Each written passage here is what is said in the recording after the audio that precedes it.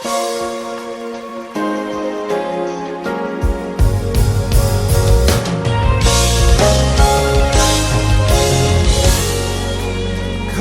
unto me, open up your heart and worship. I am drawing you to me. Don't hesitate, and you won't be disappointed. I am everything you need. Come unto me.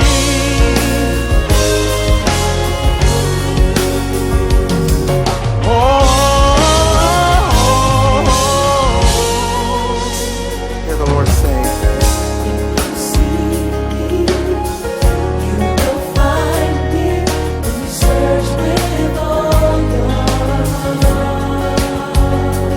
God says,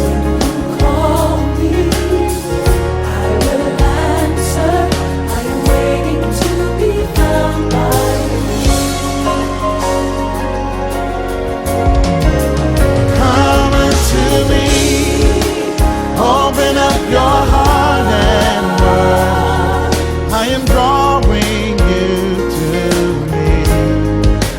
Don't hesitate, and you won't be disappointed.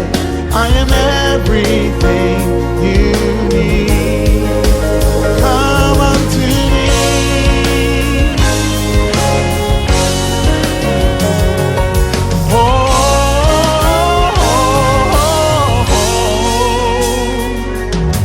Hier, tu nous as fait du bien par ta présence. Et ce soir, nous sommes persuadés que tu es là encore. Tu vas nous faire du bien. Hier, tu as délié des langues, tu as libéré, tu as rempli l'esprit. Ce que tu veux demander, c'est l'obéissance. Merci pour ta présence et pour l'onction du Saint-Esprit. Saint-Esprit, prends le contrôle de ce moment. Prends le contrôle de ce moment maintenant.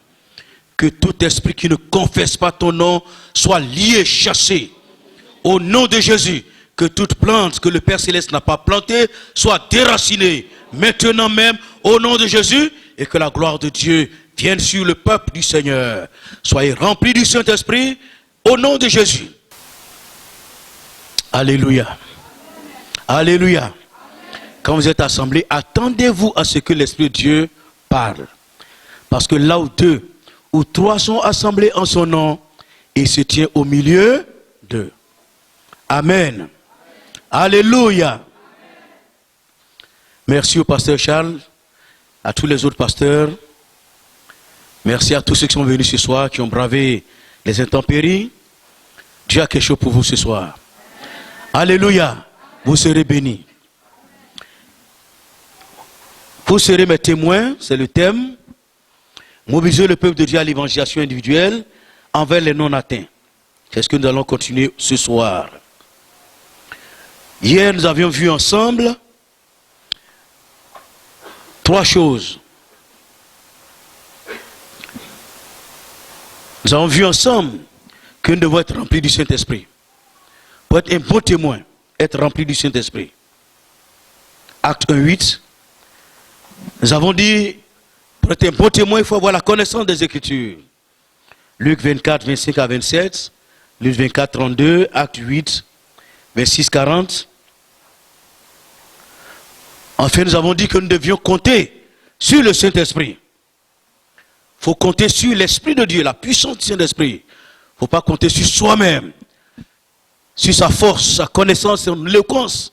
Mais il faut compter sur la grâce de Dieu.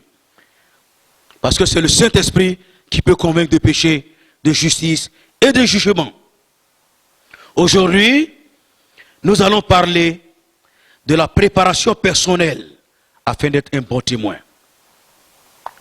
La préparation personnelle afin d'être un bon témoin. Nous parlerons de 3 points. Je vais parler au-delà des 3 points. 3 points pour nous préparer afin d'être de très bons témoins. Et si vous faites ce qui vous sera dit tout à l'heure, vous allez être efficace. Vous allez être redoutable. Vous allez être puissant. De puissants témoins de Jésus.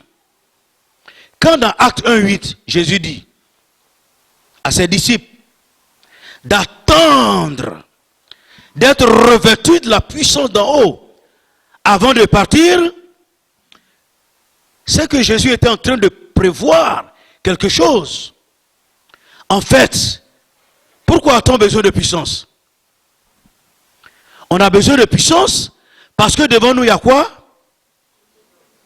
Il y a puissance, il y a danger. S'il n'y a pas de danger, on se lève comme ça et puis on s'en va. Mais c'est parce qu'il y a danger. Il y a de l'opposition. Il y a des attaques. Il y a un ennemi qui est devant nous, qui a maintenu les hommes et les femmes dans la captivité depuis des générations. Et vous vous levez pour venir lui arracher les âmes. Vous pensez qu'il va les laisser partir tranquillement? Non. Des gens qui étaient à son service pendant des générations, et vous venez pour les lui arracher. Il n'est pas d'accord. Et Jésus savait tout cela. Parce que pendant son ministère, il a été confronté à ces choses. C'est cela qu'il a dit aux disciples: attention, restez à Jérusalem jusqu'à ce que vous soyez remplis de la puissance du Saint-Esprit. Parce que devant vous, vous aurez de l'opposition. Devant vous, vous aurez des dangers. Mais quand vous serez revêtus, vous pourrez traverser le feu. Vous pouvez traverser l'eau. Parce que la puissance de Dieu en vous vous rendra capable de le faire. Arracher des âmes des mains de Satan, qui a une autorité spirituelle, n'est pas un jeu. C'est pas un jeu. Bâtir une église, aller dans un lieu où il n'y a pas d'église, commencer à annoncer l'évangile, rassembler des hommes sauvés par Jésus et bâtir une église comme celle-ci ne relève pas du naturel, de l'humain. Ça relève de Dieu. Parce que le diable n'est pas prêt à laisser les hommes. Il n'est pas prêt à laisser les femmes. Parlant de Satan, dans l'Apocalypse, des noms lui sont donnés. Il s'appelle le dragon. Et la Bible le décrit comme ayant 7 têtes. C'est un animal féroce qui a plusieurs têtes. Un dragon. Avez-vous déjà vu un dragon? Je ne sais pas si ça existe, mais en tout cas, le diable, il a appelé le dragon. Un animal qui a 7 têtes, plusieurs têtes, est un animal redoutable. Il a appelé le dragon, le serpent ancien. Il n'est pas seulement serpent, mais ancien. Serpent ancien. Le plus ancien des serpents. C'est pour parler de sa puissance, de son autorité. Parlant de Dieu lui-même, on l'appelle l'ancien des jours. Et quand on appelle Satan le serpent ancien, ça parle de ce qu'il est redoutable. Il a appelé Satan, ça dit l'adversaire, celui qui s'oppose à Dieu. Il a appelé le diable. Et Jésus parlant de lui dit, dans Jean 10, quand le diable vient, il ne vient que pour dérober, égorger et pour détruire. Le diable est redoutable. Et c'est lui qui maintient les hommes dans la captivité. Jésus l'appelle l'homme fort. L'homme fort qui maintient les hommes et les femmes. Et vous vous levez un de ces 4 matins pour aller arracher les âmes de ses mains, des mains d'un homme fort. Pour aller arracher les âmes des mains d'un homme fort, il faut être plus fort que lui. Sinon, vous ne pourrez pas.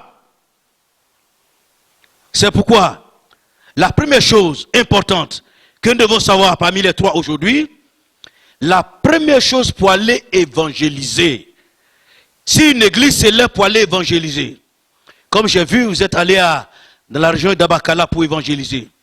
Si vous voulez évangéliser ce quartier, rempli de mystiques, nous allons en parler, rempli de sorciers, d'hommes redoutables, de méchantes personnes, si vous voulez évangéliser, gagner le monde, la première chose, il faut lier l'homme fort.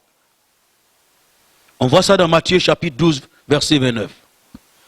Matthieu 12, verset 29.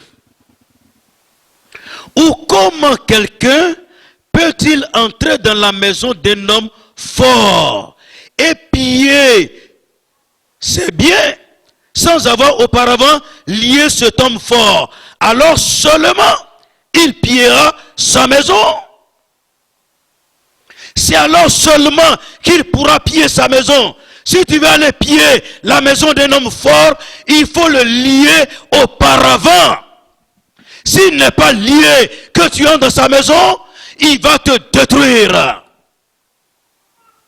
Donc si l'église de Jésus, si les enfants de Dieu aujourd'hui veulent libérer ce monde, veulent libérer leur quartier, libérer leurs parents, leurs amis, leurs voisins, ceux qui les entourent, il faut premièrement lier l'homme fort, qui est le diable et ses démons. Et je suis heureux de vous dire ce soir que nous avons la capacité de le faire. La Bible déclare: tout ce qui est né de Dieu triomphe du monde. Et ce qui nous permet de triompher, c'est notre foi. La foi en Jésus. Pas la foi en autre chose. Mais la foi en Jésus nous permet de triompher du monde. Parce que nous sommes nés de Dieu. Donc, premièrement, il faut naître de Dieu. Si tu n'es pas né de Dieu, tu ne peux pas triompher de Satan. Alléluia. Je vous donne l'histoire que vous connaissez tous certainement de Daniel. Quand il a commencé à jeûner et à prier. Cela va nous emmener au deuxième point. Quand il a commencé à jeûner et à prier. Vous savez, le peuple était parti en captivité à Babylone. Jérémie, le prophète, avait prophétisé à cause de la méchanceté du peuple. Il dit: vous irez en captivité pendant 70 ans. Et ils sont partis. Ils ont emmené des jeunes robustes. Parmi eux, il y avait les Daniel, Shadrach, Meshach, Abednego, qui étaient jeunes et intelligents, qu'on a inscrits dans leurs universités, très jeunes. Il y avait beaucoup de personnes. Ils ont déporté la population. Et vous savez, les Juifs, malgré leur péché, partout où ils arrivent, ils fleurissent. Parce qu'ils ont le nom de Dieu sur eux. Donc quand ils sont arrivés à Babylone, ils ont commencé à fleurir. Dans le commerce, dans les activités, dans les affaires. Ils ont commencé à fleurir. Les jeunes gens qu'on a menés de la cour du roi ont commencé à fleurir et à être des témoins puissants de l'évangile. Connaissez l'histoire de Daniel, de Shadrach, Abednego, Meshach, qu'on a jeté dans le feu. Vous savez comment Dieu est intervenu à cause de leur foi. Donc ils ont vécu. Il y en a qui se sont mariés. Ils ont commencé à prospérer. Et ils ont oublié Jérusalem, ils ont oublié Israël. Les 70 ans, ça ne les intéressait plus. Ils n'avaient plus envie de retourner en Israël. Nullement. Ça ne les intéressait pas. Comme aujourd'hui, on les voit. Ils sont éparpillés dans le monde. Quelques-uns entrent. Mais de façon générale, ils sont en Europe, ils sont aux États-Unis. C'est eux qui régissent le monde. Ils ont le monde des finances, des affaires dans leurs mains. Ça ne les intéresse pas de retourner en Israël.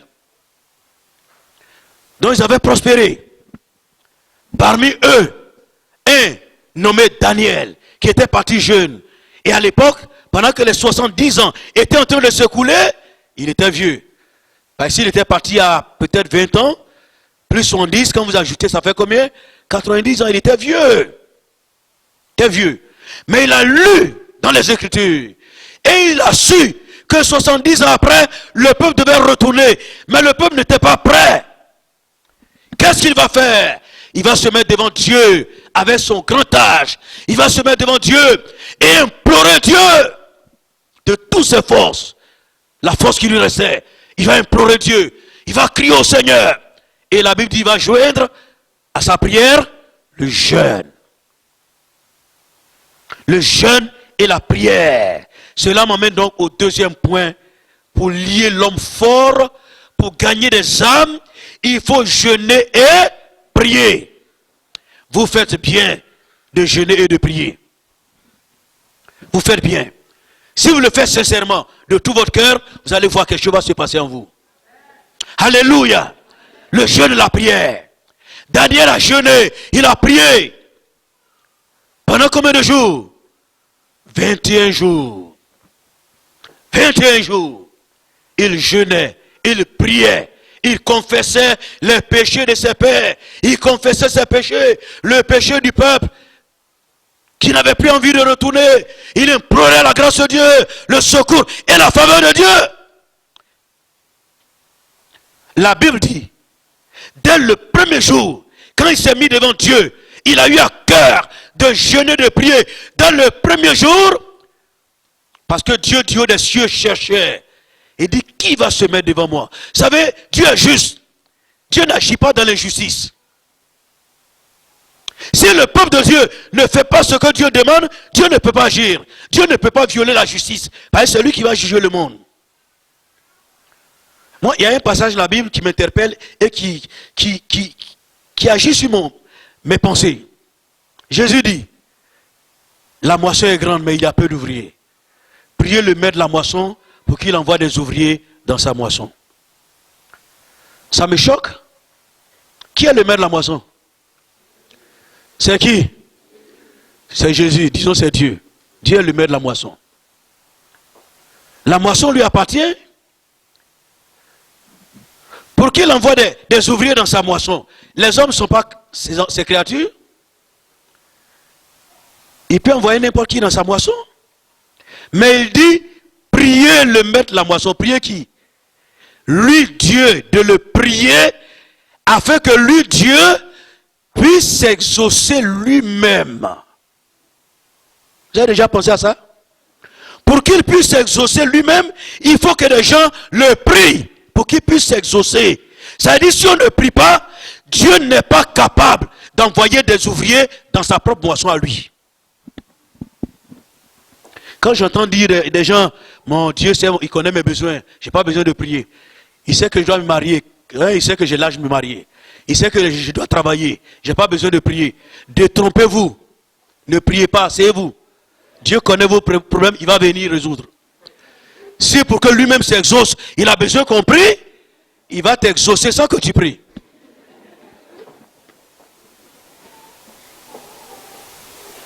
Donc Dieu était là. Il voit les 70 ans en train de se couler. Et le peuple n'est pas prêt à partir. Qu'est-ce qu'il va faire? Est-ce qu'il va violer sa justice? Non. Dieu des cieux regarde les cœurs des fils des hommes pour voir qui va se tenir à la brèche, qui va intercéder pour que sa puissance puisse se mettre en action. Mais il ne voit personne. Et puis enfin il voit quelqu'un, un vieillard qui se met à la brèche. Et il décide de jeûner pendant 21 jours. Quand Dieu l'a vu, il dit, ça y est, j'ai trouvé l'homme selon mon cœur. J'ai trouvé l'homme selon mon cœur. Est-ce que Dieu peut trouver ce soir parmi nous des hommes selon son cœur, des femmes selon son cœur, des gens qui vont se lever, se tenir à la brèche pour que Dieu soit capable d'envoyer le réveil afin de bouleverser ce monde? Est-ce que Dieu peut trouver ces hommes? Dieu a trouvé Daniel. Et il va envoyer l'ange Gabriel. Quand Gabriel est venu, il a dit à Daniel, dès le premier jour, quand tu as eu à cœur de t'humilier devant Dieu, la parole est sortie et Dieu m'a envoyé. Dès le premier jour. Donc quand nous nous mettons à prier Dieu, à intercéder, à jeûner, dès que nous nous mettons devant Dieu, dans de bonnes dispositions de cœur, Dieu nous entend. Et Dieu répond à nos cris. Mais quand Daniel est arrivé au-dessus du pays des Mèdes et des Perses, Iran, Irak d'aujourd'hui, et qui devait traverser leurs frontières pour aller en Israël, la Bible dit il y a un ange, et un ange déchu, appartenant à Satan. Je vous ai parlé de la hiérarchie. Donc, vous savez que Gabriel, c'est un archange. Ce n'est pas n'importe quel ange. Il a dit à Zacharie, je suis Gabriel, je me tiens devant Dieu. C'est l'envoyé de Dieu, le messager qu'on envoyait à Zacharie, on envoyait à Marie, un ange spécial qui se tient devant Dieu, donc rempli d'autorité, de pouvoir et de puissance. Mais un ange diabolique, une autorité diabolique qui s'est opposée à Gabriel. Il a dit, tu ne passes pas ici, c'est mon territoire. Tu ne passes pas. Parce que ce que tu as fait là, ça ne m'arrange pas moi. Tu ne passes pas. Et la Bible dit, il a résisté à Daniel. Du moins à Gabriel. Il a résisté. Pendant ce temps, Daniel était dans la prière, dans le jeûne, dans l'intercession. Son intercession et son jeûne ont libéré les mains de Dieu. L'intercession et le jeûne de Daniel ont donné la possibilité à Dieu, la liberté à Dieu d'agir sans enfreindre sa justice. Dieu n'enfreint pas sa justice. C'est lui qui va juger le monde. Et doit être trouvé juste dans tout ce qu'il va décider. C'est cela que jusqu'à présent, il laisse Satan faire ses petites manœuvres. Pour qu'au dernier jour, quand il va juger l'univers, on sache qu'il est juste. Un Dieu juste. Daniel jeûnait, il priait. Et qu'est-ce que le jeûne de Daniel va provoquer encore? Ça va permettre à Dieu de pouvoir dépêcher l'archange Michael, le guerrier redoutable. Si Daniel s'était arrêté, dans ce moment de jeûne, s'était arrêté, il n'avait pas atteint ses objectifs, Dieu n'aurait pas été capable d'envoyer Michael. Mais parce qu'il continuait de jeûner, de prier, Dieu va dire à Michael, allez, va-t'en. Michael, va au secours de Gabriel. Il est en difficulté. Michael ne le savait pas, il n'est pas omniscient. Mais Dieu lui est omniscient depuis son trône. Il voyait tout ce qui se passait. Mais il ne pouvait pas agir. Jusqu'à ce que Daniel touche son cœur. Et il dépêche Michael. Michael arrive. Et il voit devant lui une autorité angélique, diabolique, déchue. Mais Michael, il est de la trempe de Satan. Il est de sa trempe. Michael est parti. Et là, je ne sais pas comment il s'est arrangé, mais un coup de pied ou bien de quoi, le démon, cet ange déchu, a dégagé. Gabriel est passé, il dit, va-t'en, je vais régler son compte ici. Et Gabriel est passé tranquillement et il allait trouver Daniel. Et le message que Dieu lui a donné, il a donné ce message à Daniel. Des révélations extraordinaires. Alléluia! Alléluia! L'homme fort doit être lié par le jeûne et la prière. Sans le jeûne et la prière, l'église est affaiblie. L'église ne peut pas faire grand chose. L'église a besoin de jeûner et de prier. Et vous faites bien de jeûner et de prier. Parce que le jeûne et la prière nous place dans une juste perspective qui donne à Dieu le droit d'exercer la justice en combattant à notre faveur. Le jeûne nous permet de recevoir la puissance de chasser les démons plus facilement. Daniel a mis Dieu dans une situation de justice au point qu'il a dépêché Michael pour décanter la situation. Aujourd'hui, des hommes et des femmes sont liés par les démons. Il y a des lieux sacrés qui sont liés, envoûtés. Il y a des villages tout entiers qui sont voués à Satan, qui sont liés. Des eaux, des rivières, des montagnes, des forêts sacrées vouées à Satan.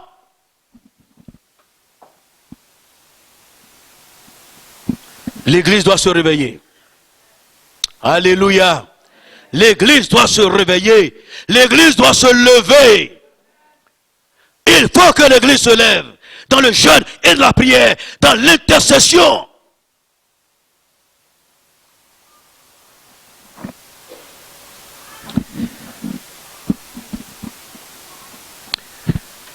Vous connaissez certainement cette histoire.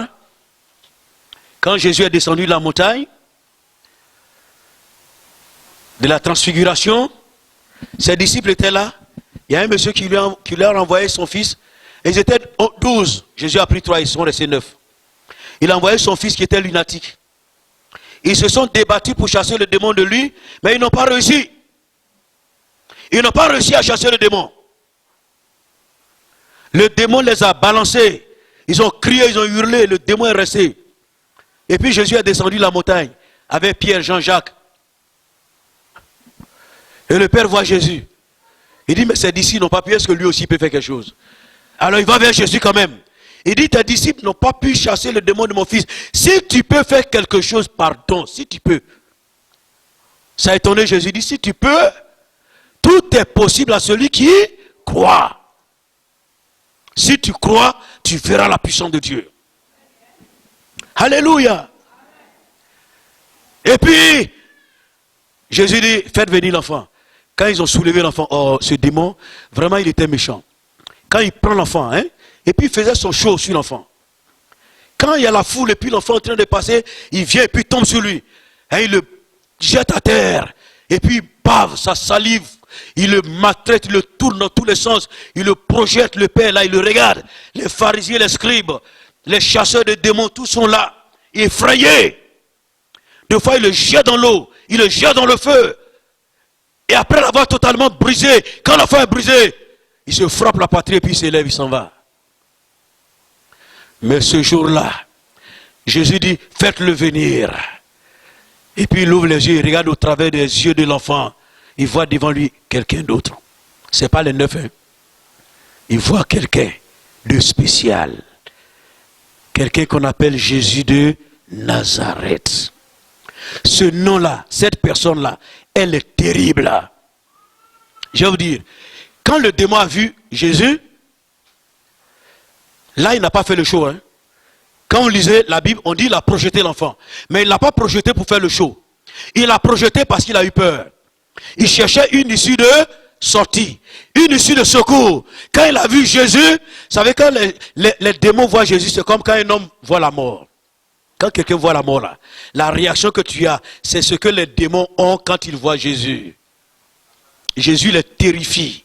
Alléluia. Jésus les terrifie. Quand il a vu Jésus, parce que Jésus a le pouvoir de les jeter dans l'abîme. Les démons, les milliers de démons qui étaient dans le fou de Gadara, ils ont supplié Jésus, s'il te plaît, ne nous jette pas de l'abîme. Jésus pouvait les jeter de l'abîme. Donc ils ont peur que Jésus les jette de l'abîme. Le démon a projeté l'enfant et est sorti de lui sans lui faire aucun mal. Parce que celui qui était devant, c'était Jésus de Nazareth. Alléluia. Souvenez-vous, les 3 grands faiseurs de miracles dans la Bible ont tous les 3 fait 40 jours de jeûne et de prière. Moïse a fait 40 jours. Élie a fait 40 jours. Jésus a fait 40 jours. C'est le plus grand faiseur de miracles. Élisée n'est que la copie de Élie. Alléluia. Et puis, après il vient vers Jésus, il dit, mais pourquoi on n'a pas pu chasser les démons? Mais on a essayé toutes les méthodes que tu nous as montrées. On a fait ces méthodes, mais ça n'a pas marché. Jésus a dit quoi?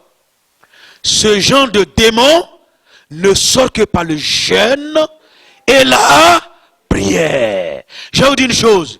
Il y a des démons qu'on peut chasser facilement. Mais il y a des gens de démons, des catégories de démons qui sont tellement puissants, méchants, qu'on ne peut pas chasser sans le jeûne et la prière. Mais n'attendez pas d'être devant ces genres de situations avant de jeûner. Si tu as jeûné, tu as l'habitude de jeûner. Si tu as jeûné, que tu as le pouvoir, l'autorité, quand tu te trouves devant ces démons, tu peux les chasser sans avoir besoin de jeûner. Alléluia. Alléluia. Ce que vous êtes en train de faire est tellement important. Jeûner et prier. Ça vous donne l'autorité et le pouvoir de chasser les démons.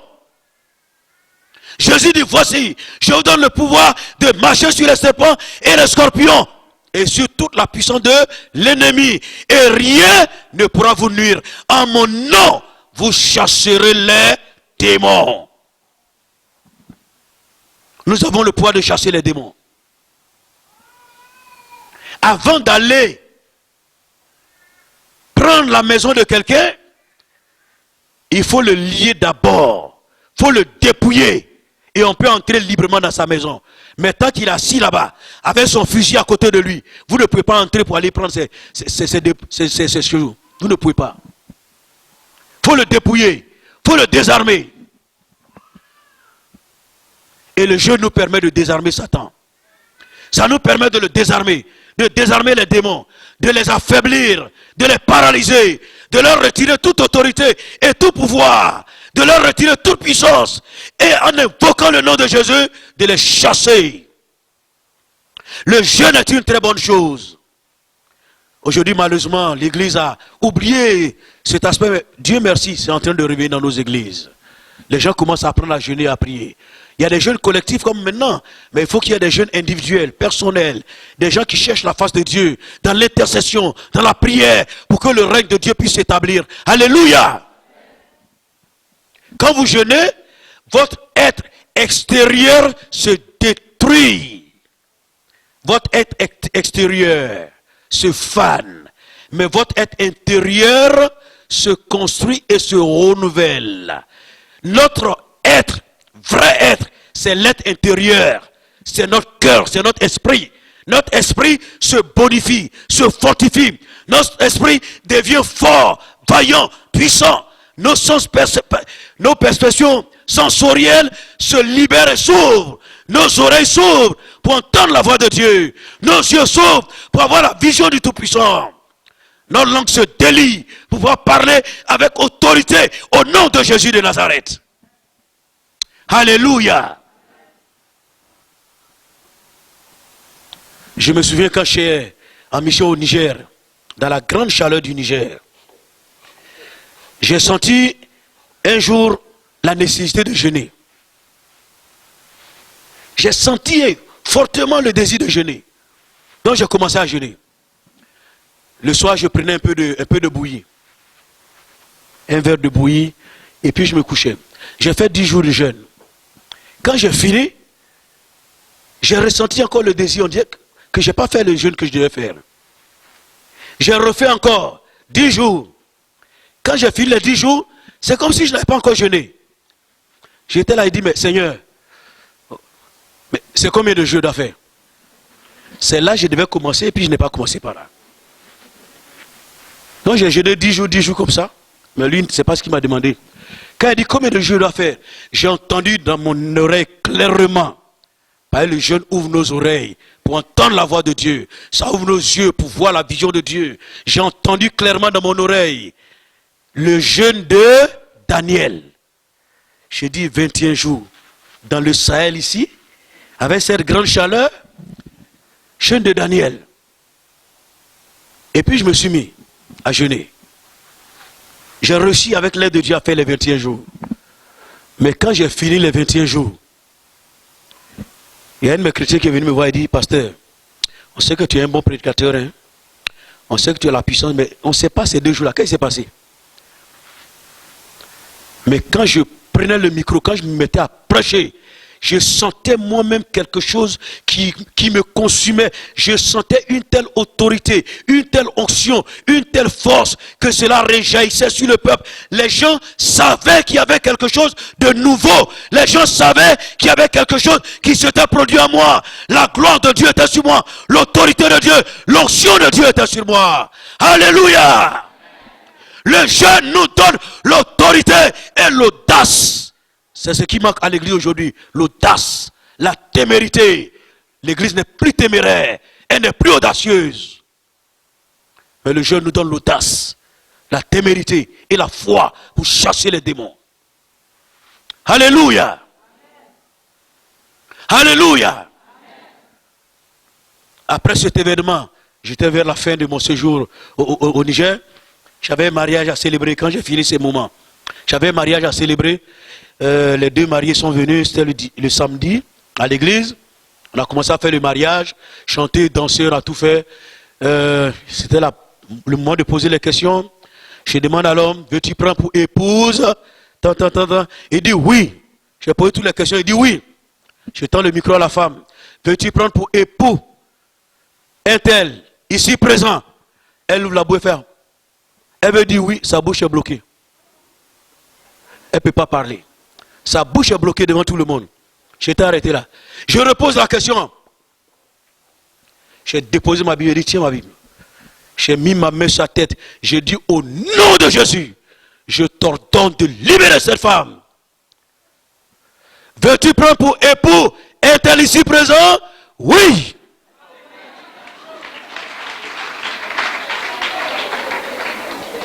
Jésus nous a donné l'autorité, le pouvoir et la puissance de lier les démons et de les enchaîner. C'est parce que l'église a démissionné qu'aujourd'hui, le monde a le dessus sur l'église. En son temps, une poignée de chrétiens, ils avaient bouleversé toute l'Asie. Ils avaient renversé l'Empire romain. Aujourd'hui, nous avons des micros, nous avons des haut-parleurs, nous avons la radio, la télévision. On a tout, on n'arrive même pas à bouleverser les gens. Que Dieu nous aide. Que Dieu nous aide. Pour que nous soyons remplis du Saint-Esprit. Que nous soyons remplis de la puissance de Dieu. Pour pouvoir inverser les tendances. Parce que Dieu attend quelque chose de son peuple. Troisième et dernière chose. Matthieu 12, 28.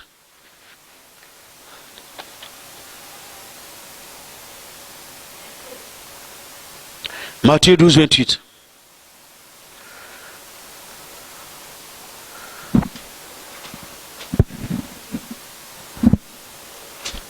Il est dit ceci. Mais si ce n'est pas l'Esprit de Dieu que je chasse les démons, le royaume de Dieu est donc venu vers vous.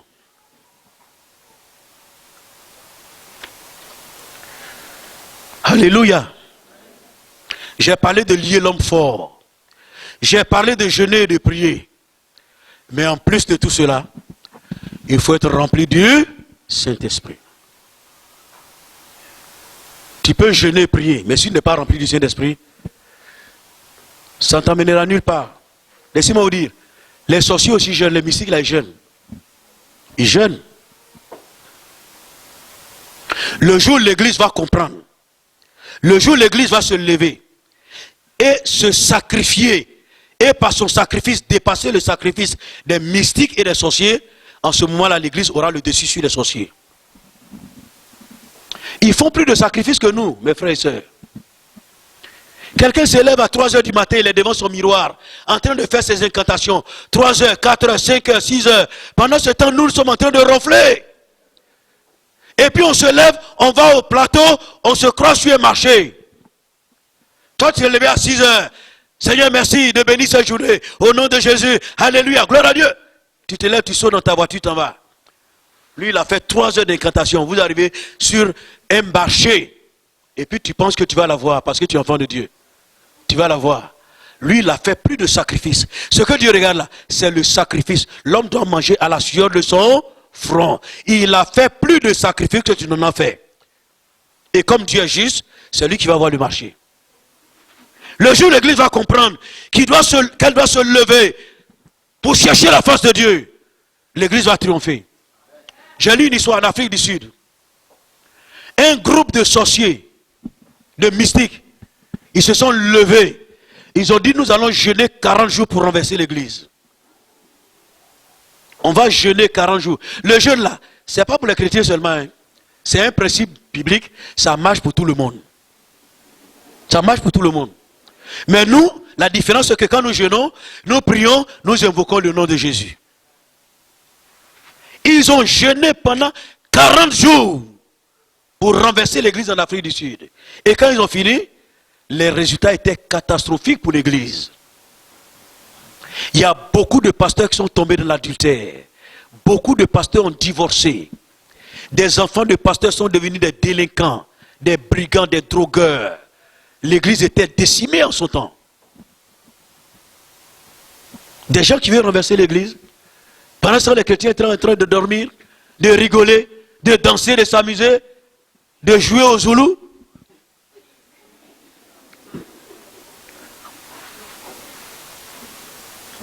Soyons remplis du Saint-Esprit, mes frères et sœurs. Si ce n'est pas l'Esprit de Dieu, le doigt de Dieu, la puissance de Dieu, que je chasse les démons, c'est que le royaume de Dieu est venu vers vous. Pour chasser les démons, il faut la puissance de Dieu. C'est la puissance du Saint-Esprit. Alléluia. Quand je suis à Boaké, avant que je parte en mission sur le Niger, je revenais de la ville. L'église était juste à côté de ma maison. J'ai vu 2 jeunes. J'étais en train de faire délivrance d'une jeune fille. Ils étaient en train de crier, crier, crier, crier. Je passais les regarder. Je suis à la maison déployer mes affaires. Je dis, oh, c'est des enfants, ils ne connaissent pas grand chose. Ils m'avaient chassé le démon. Je suis parti. Je suis arrivé là. Au nom de Jésus, sors. Sors. J'ai poussé mes cris. Tout ce que j'ai fait, le démon dit, je ne sors pas. J'ai prié. J'ai dit, mais ah bon? C'est pas un jeu alors. Il y a des moments où chasser des démons, ce n'est pas un jeu. Hein? J'ai pensé que c'était un jeu, que les enfants n'avaient pas d'expérience. Moi, j'avais expérience. J'ai fait tout. Le démon était là, résistant. Je me suis détourné. Comme j'ai vu ça n'allait pas, je me suis détourné. Je me suis mis à genoux à côté. J'ai commencé à prier. J'ai prié, commencé à parler langue, j'ai prié. Et j'ai senti l'onction descendre sur moi. Quand je me suis tourné vers la jeune fille, j'ai dit, au nom de... Ma voix même avait changé, le volume de ma voix. J'ai senti une force à l'intérieur de moi, ma voix a changé. Quand j'ai commencé à parler, il y avait une autorité et une audace. Le démon a été paralysé et vaincu à l'instant même. Alléluia. Nous avons l'autorité. Jésus ne peut pas mentir en nous disant qu'il nous a donné le pouvoir de marcher sur les serpents et les scorpions. Et c'est les serpents et les scorpions qui marchent sur nous. Aujourd'hui, les gens vont aux funérailles. Quand ils reviennent, ils sont malades. J'ai mal au dos, j'ai mal au cou. Parce qu'un vieux sorcier leur a donné un coup de canne en songe. Au lieu de triompher, c'est eux qui triomphent de nous. L'église est affaiblie, l'église est abattue. L'église crie au secours. Seigneur, viens nous enlever. Jésus ne viendra pas nous enlever comme ça. La Bible déclare qu'il viendra enlever une église glorieuse, sans tache ni ride. Une église qui est irréprochable. Jésus ne vient pas pour sauver l'église. Il vient pour enlever une église victorieuse. Si c'est sûr, ça vous comptez, détrompez-vous. Seigneur, on est en train de mourir, viens nous enlever, on va partir vite. C'est quand nous serons forts, quand nous allons triompher dans ce monde, que Jésus viendra nous enlever. Avant d'enlever l'église, il va démontrer une dernière fois sa puissance et son autorité dans ce monde. Un jour je priais, Dieu m'a dit, les ministères qui ont commencé l'église, ces mêmes ministères vont revenir. L'église est bâtie sur le ministère des apôtres et des prophètes. Dieu m'a dit, les apôtres, les prophètes vont revenir. Les apôtres, la trempe de Pierre, de Paul, des Jean, et ces apôtres-là, Dieu va les susciter avec de grands prophètes qui auront une onction puissante et qui vont édifier l'église, qui vont faire que l'église sera puissante par la vertu du Saint-Esprit. Alléluia! Pour que Jésus vienne enlever une église victorieuse. Et les ministères de pasteurs, de docteurs et d'évangélistes vont se multiplier pour encadrer le peuple de Dieu. Jésus revient pour une église victorieuse, remplie du Saint-Esprit, remplie de feu. Recherchons la puissance de Dieu. Recherchons l'onction de Dieu. Recherchons l'autorité de Dieu. Car sans le Saint-Esprit, nous ne pouvons rien faire. Jésus dit, sans moi, vous ne pouvez rien faire. Ne comptons pas sur nous-mêmes. Ne comptons pas sur notre éloquence, sur notre connaissance.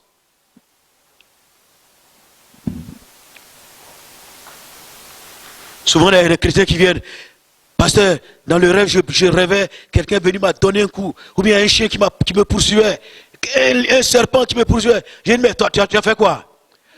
Il dit, mais pasteur, c'était dans le rêve. Il dit, comment c'est dans le rêve? Si tu as la victoire dans la réalité, tu dois avoir la victoire dans les rêves. Un chien ne peut pas te poursuivre comme ça gratuitement pour perturber ton sommeil. Ce chien noir-là, c'est un sorcier. Tu as plus de pouvoir que le sorcier. Quand tu dors, tu dois dormir tranquillement. Vous connaissez l'histoire de Smith Wigglesworth? Je raconte cette histoire un peu partout où je passe. C'était un grand serviteur de Dieu, Smith Wigglesworth. Ceux qui ont étudié l'histoire, la théologie et autres disent, après les apôtres, c'est l'homme qui a manifesté le plus de foi. Pendant son ministère, il y a eu plein de résurrections de morts. Il ne reculait devant rien. Aucun cas ne lui a paru impossible. Aucun cas. Pour lui, tout est possible.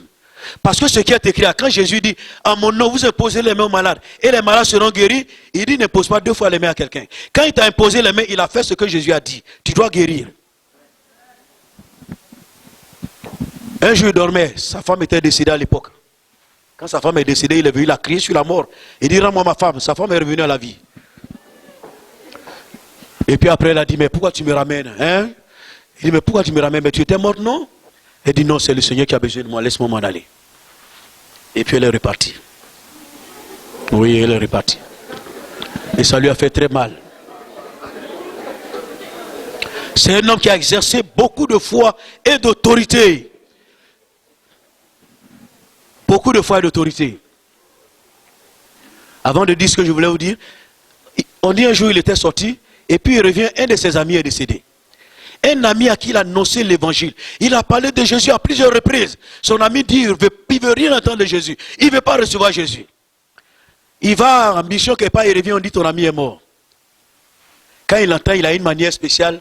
Sa femme dit, mon chéri, il est déjà mort. Il n'écoute pas, hein, il s'en va. Il est parti, il dit, où l'avez mis? Il est dans la chambre. Il a ouvert la porte, il est entré, puis il a fermé la porte. Ce qu'il a fait là, en tout cas, de façon, c'est surnaturel. Il a commencé à rire. Il dit à son ami, aujourd'hui je te tiens. Quelqu'un à qui vous annoncez l'évangile et puis il refuse l'évangile. Et puis il est mort. Il est mort. Vous avez dit, mais c'est un méchant, Dieu l'a jugé, il est mort, c'est tout. Lui, il trouve que c'est une opportunité. Il dit, j'ai l'occasion aujourd'hui. Je te tiens aujourd'hui. Le type est mort, son cadavre, il dit, je te tiens. Et puis il s'en va. Il crie sur la mort. Il dit, lâche mon ami. Et puis son ami se réveille. Il dit, est-ce que tu veux accepter Jésus? Il dit, oui, je vais accepter Jésus.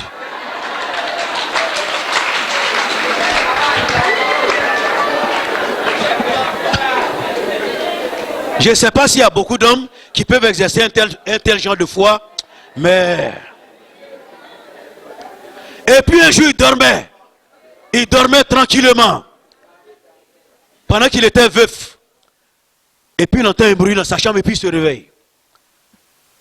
Qui il voit? Satan. Il connaît Satan, il connaît Jésus. Il a vu Jésus à plusieurs reprises. Il voit Satan. Son aspect lui disait que c'est Satan qui est dans sa chambre. Et puis le regarde, les yeux rouges, le regarde. Il a soulevé son drap et puis il a regardé Satan. Il a regardé. Et puis il a tiré son drap, il s'est recouvert, et puis il a commencé à dormir. Il a commencé à dormir comme si de rien n'était. C'est-à-dire il a ignoré Satan. Il a dit, Satan, tu ne peux rien me faire. Tu es trop petit. Moi, je dîne avec Jésus, je traite avec lui. Toi, tu es qui? Laisse-moi dormir. Ça, c'est la foi. La foi. La foi en Jésus. C'est quelqu'un qui connaît Jésus. Il sait que Jésus a dit dans sa parole. Dieu dit, quand bien même une mère abandonnerait son fils qu'elle allaite, moi l'Éternel, je ne t'abandonnerai jamais. Je suis en train de dormir. Dieu veille sur moi. Il ne peut pas laisser le diable venir me détruire. Aujourd'hui, il y a tellement de personnes qui meurent. On dit crise cardiaque, arrêt cardiaque. Mais c'est toujours quand le cœur s'arrête qu'on meurt. Vous avez vu quelqu'un mourir et le cœur continue de battre?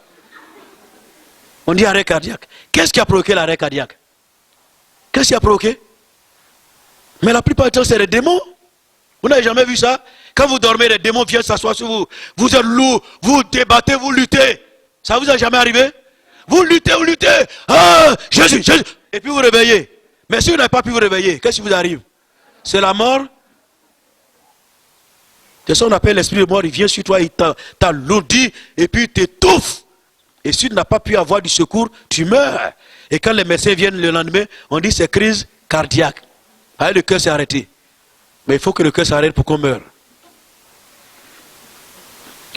Et les démons fatiguent les chrétiens aujourd'hui comme ça. Et les païens alors, ceux qui ne connaissent pas Dieu, qui meurent comme des poulets aujourd'hui. Le diable les tue comme il veut, quand il veut. Chaque jour, c'est des morts. Aujourd'hui, le matin, la première personne qui m'a appelé m'a annoncé la mort de son frère. Deuxième personne qui m'appelle m'annonce la mort de quelqu'un. J'ai dit, mais dis donc, aujourd'hui c'est mon jour de repos, c'est mort seulement m'annoncer. Église de Jésus, si je dis ces choses, c'est pour t'interpeller. Est-ce que tu vas continuer de dormir? Tu vas continuer de manger, tu vas continuer de boire, tu vas continuer de te réjouir, alors que les gens autour de nous sont liés par le diable, sont liés par les démons. Jésus dit, l'Esprit du Seigneur est sur moi. Luc 4. Parce qu'il m'a envoyé pour annoncer la bonne nouvelle aux pauvres. Il m'a envoyé pour délivrer les captifs. Il m'a envoyé pour proclamer la liberté aux opprimés. Aujourd'hui, les gens sont captifs dans l'oppression. Ils sont opprimés, liés, envoûtés. Les gens sont angoissés.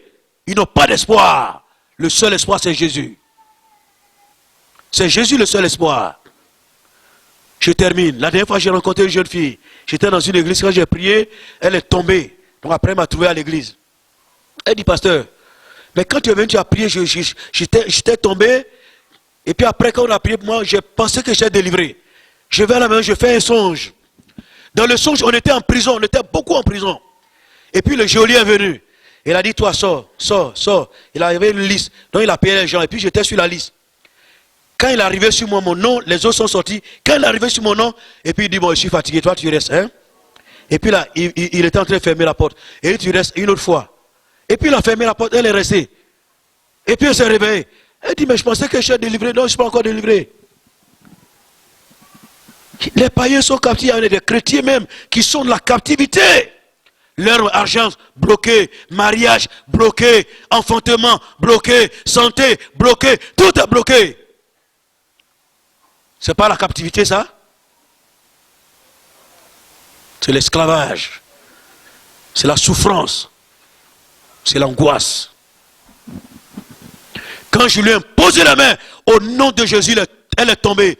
J'ai dit, toi, c'est toi qui ouvres la porte, c'est toi qui libères les captifs. Tu es vaincu au nom de Jésus. Jésus est venu pour libérer les captifs. Lâche prise. Les démons sont obligés de lâcher prise quand nous leur parlons. Parce qu'ils savent qui nous sommes. Ils ont dit aux 7 fils de Séva, nous, on connaît Jésus. Et on sait qui est Paul. Ils savent, un enfant de Dieu rempli de l'Esprit, ils le connaissent. Ils savent qui il est. Soyez remplis du Saint-Esprit. Soyez remplis de la puissance de Dieu. Vous jeûnez, mais il faut prier jusqu'à ce que l'onction de Dieu descende sur vous. Que vous ressentiez dans votre corps comme le feu. Que le feu vous embrase. Que le feu brûle. Et que votre cœur soit consumé. Jésus disait, le zèle de ta maison me dévore. Il y a une traduction terre à terre qui dit, le zèle que j'ai pour ta maison peut me tuer. Alléluia. Et ce zèle a tué Jésus. Il est parti à la croix. Mais il est ressuscité. Parce qu'il a vécu la mort et le séjour des morts. Que le zèle de la maison de Dieu, le zèle du salut des âmes nous consume. Que ça nous brûle. Jusqu'à ce que nous nous levions pour annoncer la bonne nouvelle aux captifs. Afin que les hommes et les femmes soient libérés. Que le diable capitule, qu'il se rende compte qu'il y a une armée qui est déchaînée et qui s'est levée et que lui, le diable et ce démon n'ont plus de pouvoir.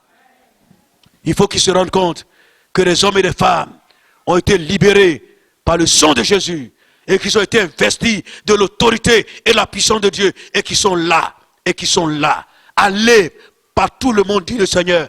Allez dans ce quartier. Je sais que ce quartier, c'est un peu comme chez nous, quand vous allez frapper à la porte de quelqu'un, il demande c'est quoi, on dit on vient annoncer l'évangile, il ferme la porte, il dit non, j'ai pas besoin de ça. Certainement, il doit y avoir des gens comme ça ici, parce que c'est des quartiers de boss. Ils sont beaucoup. Mais si vous annoncez l'évangile, si vous priez, vous êtes rempli du Saint-Esprit, vous allez voir ce qui va se passer. Ils vont venir vous chercher pour aller leur annoncer l'évangile. Quand ils seront cloués par les maladies, quand ils seront paralysés, les AVC, les maladies bizarres qui vont les tourmenter, quand les démons vont tourmenter leur maison, ils vont chercher les chrétiens pour aller annoncer l'évangile. Alléluia. Il y a une jeune fille chez nous, son père l'a rejetée, elle était musulmane, elle s'est convertie. Et puis un jour on l'appelle, Korogo, on dit ton papa est très malade, tu ne viens pas, il va mourir. Elle ne voulait pas partir, elle était en colère. Les gens lui ont dit, il faut partir, il faut aller voir ton papa, elle est partie. Quand elle a vu son père, elle était tellement en colère, elle ne voulait rien faire.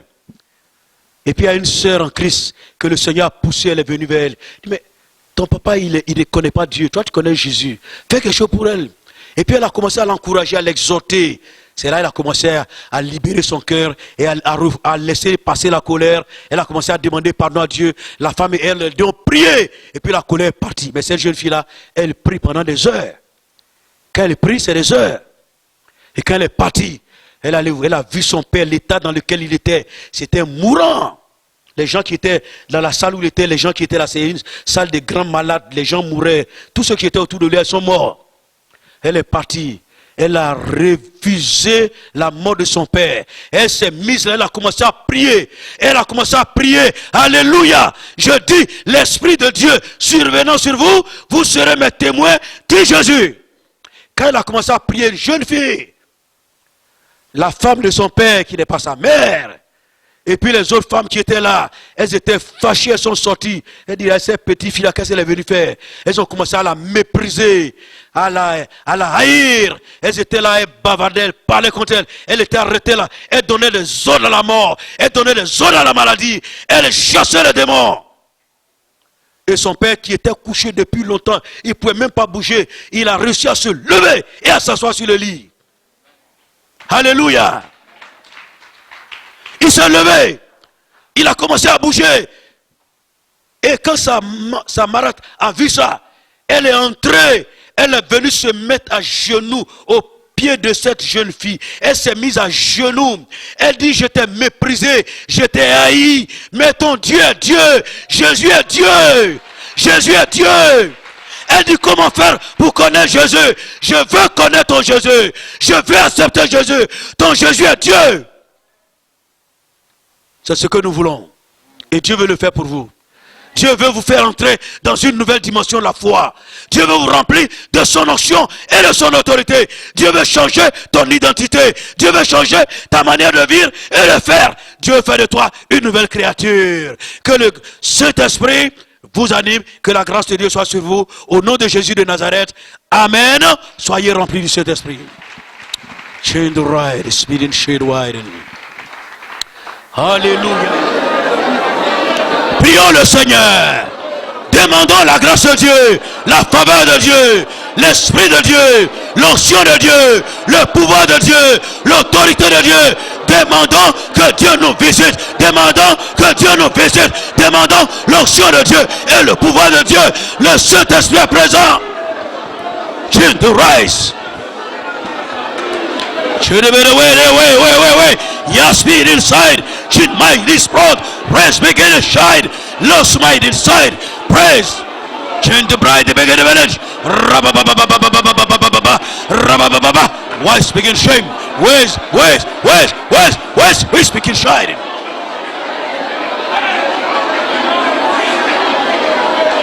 Soyez remplis du Saint-Esprit.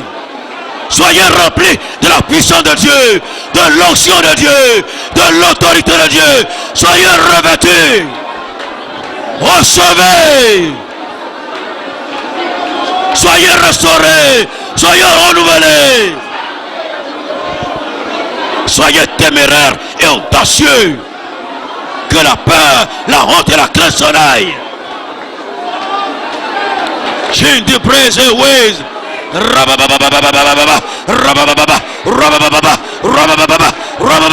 Raise begin shade. His mind is shade. Raise my shade. Raise. Keep Razabada was. Parlez en langue. Parlez en d'autres langues. Rose be the ways, praise the wind. Saint-Esprit, merci pour ta présence. Merci d'être là. Merci d'être là. Au milieu de nous. Parmi nous. De nous remplir d'onction. De nous remplir de feu. De nous remplir d'autorité. De nous remplir de pouvoir. Pour que les hommes soient délivrés. Que les femmes soient délivrées.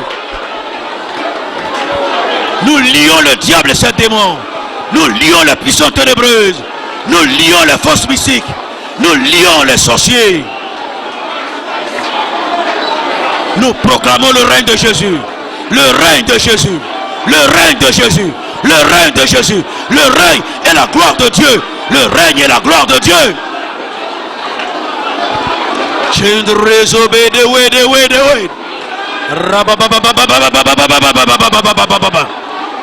Rise a bit away, speed and shine.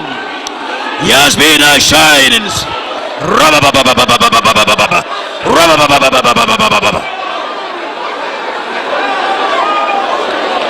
Change the rising. waiting. Rest in the boat. Rest in the boat. Rest in somebody watch inside. Bring the Lord ridings. Should raise above the weight. Rababababababababa. Rababababababa. Rababash. Rest. Rest. Chibabash. Rest.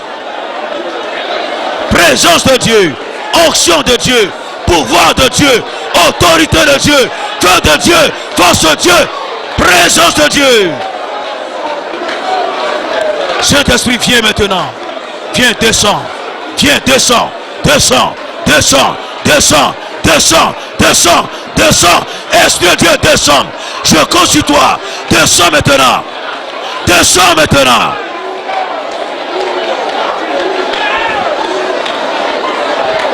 Descends maintenant. Descends.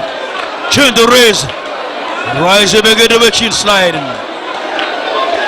Wait. Begin to chins. Long summer receive chin the raising.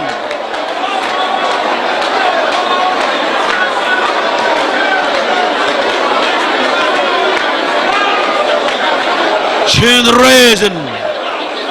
Le Saint-Esprit est présent. Le Saint-Esprit est présent. L'Esprit de Dieu est là pour te revêtir, pour te oindre, pour te rendre capable. Le Saint-Esprit est là. Dieu t'a oint, Dieu t'a qualifié. Dieu t'a qualifié. Dieu t'a qualifié. Parce que tu es le choix de Dieu. Tu es le choix de Dieu. Tu as le choix de Dieu. Et le temps arrive. Et le temps est là maintenant. Le temps arrive et il est là maintenant. Où Dieu va t'utiliser de façon puissante et glorieuse. Dieu va t'utiliser. Louange à toi, Seigneur, pour l'autorité que tu nous as donnée. Autorité, Seigneur de Tout-Puissant, pour renverser les autels de Baal. Autorité pour renverser, Seigneur de Tout-Puissant, les murs infranchissables, les forteresses, ô Dieu. Ce soir, nous voulons au nom de Jésus-Christ nous approcher de toi et proclamer tout ce quartier de la Palmeraie libre des puissances des ténèbres, libre, Seigneur de Tout-Puissant, des esprits d'incrédulité, libre des esprits d'orgueil, libre des esprits de vanité, libre de l'esprit de la drogue, libre de l'esprit, Seigneur, de l'homosexualité, libre, Seigneur de Tout-Puissant, de l'occultisme, Seigneur Dieu, de la religiosité, Seigneur. Père, nous prenons autorité sur ces esprits. Nous proclamons ta victoire, Seigneur Dieu. Et nous nous réjouissons, Seigneur de Tout-Puissant, pour les âmes qui vont se tourner résolument vers toi. Seigneur, que toute la gloire te revienne, que l'honneur te revienne, que la magnificence te revienne. Seigneur, tu permettras, ô Dieu Tout-Puissant, que Père, à partir de ce moment que nous passons devant toi, que les gens qui ne sont pas des nôtres viennent et rendent témoignage des bénéfices, Seigneur de Tout-Puissant, qu'ils ressentent de ce temps que nous allons passer devant toi. Seigneur, sois béni, sois béni, sois béni, sois béni. Merci pour ton peuple, Seigneur de Tout-Puissant, que tu as équipé, Seigneur, pour aller, Seigneur de Tout-Puissant, dans le monde et d'arracher des vies pour les faire passer de la mort à la vie, Seigneur Dieu. Louange à toi, Seigneur. Béni sois-tu, Seigneur de Tout-Puissant, pour l'ardiesse que tu donnes, pour le courage que tu donnes, pour la témérité que tu donnes. Louange à toi pour le feu de ton esprit qui accompagne et pour les signes qui accompagnent, Seigneur de Tout-Puissant, tes enfants, lorsqu'ils partiront, Seigneur de Tout-Puissant, pour œuvrer pour toi. Béni sois-tu pour ta délivrance. Sois loué, Père, au nom de Jésus. Amen.